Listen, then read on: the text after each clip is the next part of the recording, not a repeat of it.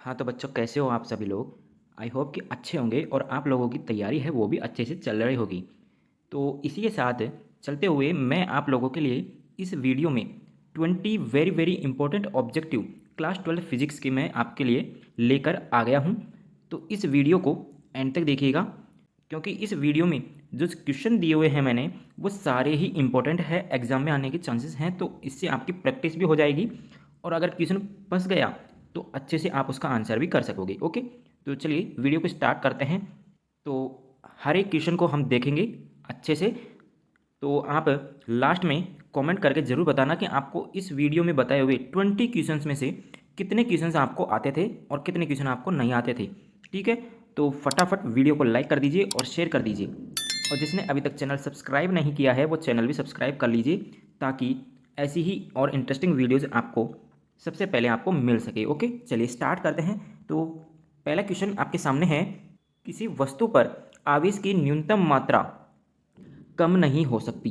कोई भी वस्तु है उस पर आवेश की न्यूनतम मात्रा कम नहीं हो सकती। किससे कम नहीं हो सकती? आपके पास चार ऑप्शन है। यहाँ पे देखिए इंग्लिश वर्जन भी आपके सामने है। इंग्लिश में भी अगर कोई इंग्लिश मीडियम से है तो वो यहाँ पे देख सकता है, the minimum amount of charge on an object cannot be less than. तो यहाँ पे आपके पास चार ऑप्शन है, इनमें से आपको राइट आंसर हो जाएगा ऑप्शन ए। यहाँ पे जो हमारे पास आवेश का जो मान होता है वो 1.6 इंटू 10⁻⁻⁹ कूलाम से कम नहीं हो सकता। ओके, तो ये आपके पास इसका राइट आंसर हो जाएगा। नेक्स्ट क्वेश्चन देखिए यहाँ पे।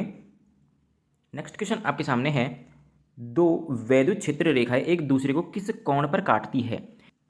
दो विद्युत क्षेत्र रेखाएं एक दूसरे को किस कोण पर काटती है? तो देखिए गाइज, इसका राइट आंसर होगा ऑप्शन डी, क्योंकि दो विद्युत क्षेत्र रेखाएं है ना एक दूसरे को कभी नहीं काटती है। ठीक है ना, तो यहाँ पे इंग्लिश वाले भी इसका right answer do not cross. Okay, यहाँ पे आप देख सकते हैं क्वेश्चन इंग्लिश में भी है। ठीक है, तो इसका राइट आंसर हो जाएगा ऑप्शन ए। ओके, और ये क्यों नहीं काटती है इसका रीज़न भी आपको मालूम होना चाहिए। ठीक है ना, एग्जाम में आ सकता है।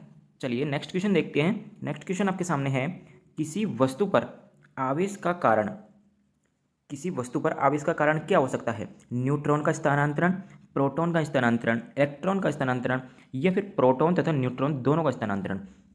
तो यहाँ पे इसका जो राइट आंसर होगा वो होगा ऑप्शन सी, इलेक्ट्रॉन का स्थानांतरण। देखिए इलेक्ट्रॉन कोई भी दो वस्तु होते हैं, जब उन पे से जो इलेक्ट्रॉन होते हैं जो आदान प्रदान करेंगे तो उन पर आवेश का निर्धारण हम कर सकेंगे।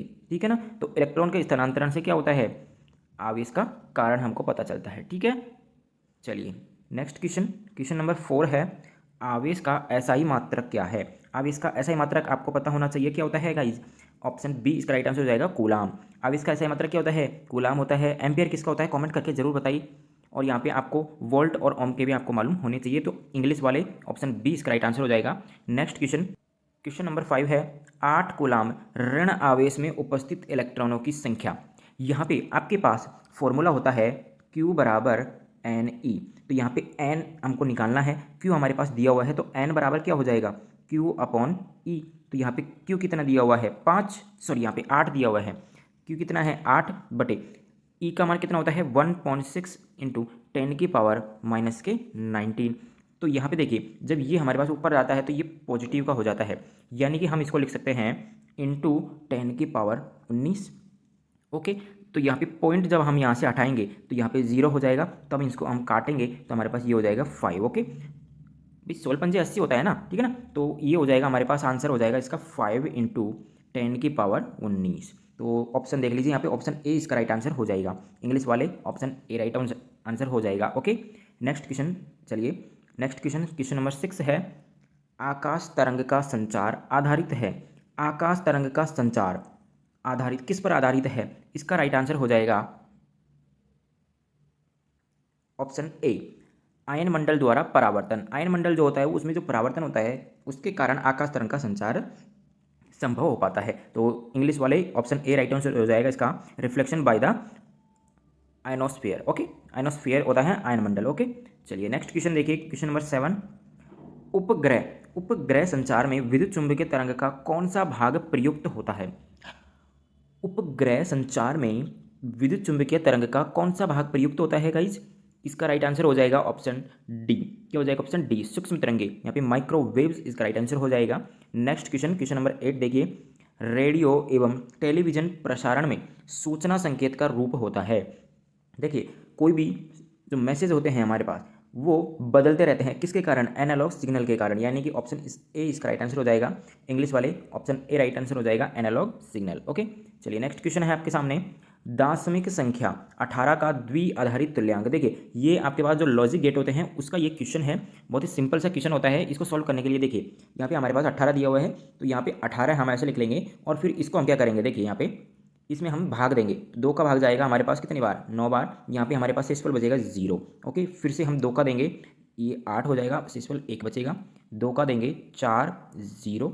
2 का देंगे 2, 0। 2 का देंगे फिर से 1 आ जाएगा। तो देखिए यहाँ पे, तो देखिए यहाँ पे मैं आपको बता देता हूँ, यहाँ पे बचेगा 1। ओके, तो यहाँ पे देखिए इस तरीके से हम चलेंगे तो यहाँ पे हो जाएगा 1 0 0 1 0। ओके, तो इस तरीके से ये आंसर हो जाएगा। तो ऑप्शन देख लीजिए, ऑप्शन ए और सी भी सेम है। तो देखिए इसमें दोनों सेम है, तो आप इसका ऑप्शन देख लीजिएगा। वैसे एग्जाम में इस तरीके की एरर नहीं होती है, ठीक है ना। तो ऑप्शन आप उस तरीके से चूज करके आपका आंसर यहाँ पे ए राइट आंसर हो जाएगा, ठीक है ना। वैसे सी भी इसका राइट आंसर है क्योंकि दोनों सेम है। ओके, चलिए नेक्स्ट क्वेश्चन देखते हैं।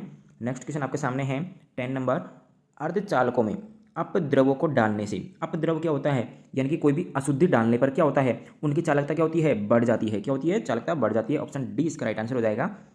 इंग्लिश वाले, there conductivity increases. Okay, next question है, एक स्वस्थ व्यक्ति की आंख के लेंस की फोकस दूरी लगभग होती है, कितनी होती है गाइस? बी इसका राइट आंसर हो जाएगा, 2 सेंटीमीटर, ठीक है ना। तो इसका राइट आंसर हो जाएगा ऑप्शन बी। ओके, यहाँ पे चलिए नेक्स्ट क्वेश्चन है आपके सामने, प्रकाश वर्ष किस भौतिक राशि का मात्रक है? आप समझ रहे होंगे प्रकाश वर्ष किसका है? प्रकाश की तीव्रता का है, लेकिन ये रॉन्ग है। प्रकाश वर्ष प्रकाश की तीव्रता का नहीं, दूरी का मात्रक होता है, जिसको हम बोलते हैं लाइट ईयर्स। क्या बोलते हैं? लाइट ईयर्स बोलते हैं कि भाई इतना लाइट ईयर्स दूर है, सूरज कितना लाइट ईयर्स दूर है, चंद्रमा कितना लाइट ईयर्स दूर है, ठीक है ना, इस तरीके से बोलते हैं ना।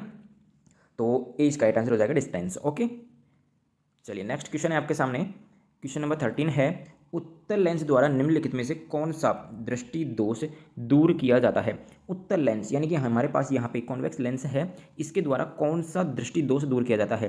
तो आपको पता है कि जब हमारे पास कॉनकेव लेंस होता है तो हमारे पास निकट दृष्टिता को दूर किया जाता है, और जब हमारे पास कॉन्वेक्स लेंस होता है यानी उत्तल लेंस होता है तो उससे दूर दृष्टिता को दूर किया जाता है। यानी कि जो दूर की वस्तु होती हैं वो साफ दिखाई देती है, और निकट की दृष्टि यानी कि जो निकट की वस्तुएं हैं वो साफ दिखाई नहीं देती है, वो तो उसको दूर दृष्टि दोष कहते हैं, उसको दूर किया जाता है उत्तल लेंस के द्वारा, ठीक है ना। चलिए नेक्स्ट क्वेश्चन आपके सामने, प्रकाश के रंग का कारण है, प्रकाश के रंग का कारण क्या है? ऑप्शन ए इसका राइट आंसर हो जाएगा, इसकी आवृत्ति, ठीक है ना। क्या हो जाएगा? It's frequency. ओके, अगर यहाँ पे वेवलेंथ दिया हुआ था वेवलेंथ भी इसका राइट आंसर हो जाता, ठीक है ना। वैसे यहाँ पे आवृत्ति दी हुई है तो आवृत्ति इसका राइट आंसर हो जाएगा। नेक्स्ट क्वेश्चन देखिए, नेक्स्ट क्वेश्चन आपके सामने है, सामान्य समायोजन में खगोलीय दूरदर्शक की नली की लंबाई होगी, कितनी होगी?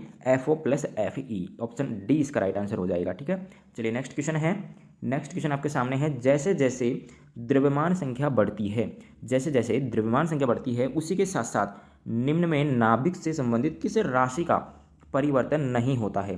किस राशि का परिवर्तन? देखिए कोई भी नाभिक होता है, कोई भी पदार्थ, मान लीजिए कोई भी पदार्थ होता है, उसका जैसे जैसे द्रव्यमान बढ़ेगा तो उस नाभिक से संबंधित यानी कि उसका जो नाभिक होता है उससे संबंधित कौन सी चीज़ है यानी कौन सी राशि है जो कि परिवर्तित नहीं होती है? कौन सी है? डेंसिटी, यानी कि ऑप्शन सी इसका राइट आंसर हो जाएगा, घनत्व, ठीक है ना। घनत्व ऐसी राशि है जो कि परिवर्तित नहीं होती है, ठीक है ना। चलिए नेक्स्ट क्वेश्चन है, आइंस्टीन का द्रव्यमान ऊर्जा समतुल्यता संबंध है, आइंस्टीन का द्रव्यमान ऊर्जा जो समीकरण होता है वो कौन सा होता है?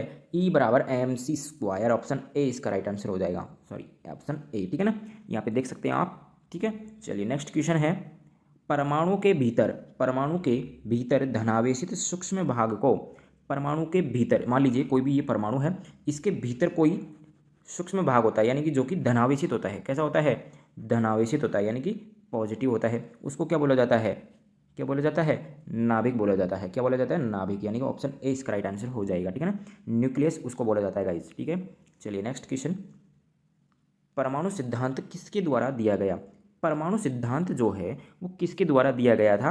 डाल्टन के द्वारा। किसके द्वारा? डाल्टन के द्वारा। और आपको ये भी मालूम होना चाहिए कि जो क्वांटम सिद्धांत है वो किसके द्वारा दिया गया था? मैक्स प्लांक के द्वारा। किसके द्वारा गाइस? मैक्स प्लांक के द्वारा, ठीक है ना। ये छोटी छोटी चीज़ें हैं, ये आपको मालूम होनी चाहिए, MCQs में ऐसी चीज़ें पूछी जाती है, ठीक है। और ये भी आपको मालूम होनी चाहिए कि हाइगेंस, न्यूटन, चैडविक, इनके बारे में भी आपको छोटी छोटी नॉलेज होनी चाहिए, ठीक है ना। नेक्स्ट क्वेश्चन और ये लास्ट क्वेश्चन हमारा, थॉमसन विधि द्वारा घात किया जाता है इलेक्ट्रॉन का। थॉमसन विधि जो होती है उसके द्वारा इलेक्ट्रॉन का क्या घात किया जाता है? तो यहाँ पे इसका राइट आंसर हो जाएगा आवेश तथा द्रव्यमान का अनुपात, ठीक है ना, यानी कि Q/m, ठीक है ना, यानी कि आवेश और द्रव्यमान दोनों का क्या पूछा जाता है? अनुपात पूछा जाता है, ठीक है ना, सॉरी अनुपात ज्ञात किया जाता है। ओके, तो ये थे आपके 20 इंपॉर्टेंट MCQ। आई होप कि आप लोगों को मज़ा आया होगा इस क्लास में। तो ऐसे ही क्लासेस और देखने के लिए चैनल को सब्सक्राइब जरूर से कर लीजिएगा, और जिसने अभी तक वीडियो लाइक नहीं किया है वीडियो लाइक कर दीजिए और शेयर कर दीजिए फटाफट अपने फ्रेंड्स के साथ, ताकि उनको भी इस चीज़ का फ़ायदा मिल सके। ओके, चलिए मिलते हैं नेक्स्ट वीडियो में। Thank you.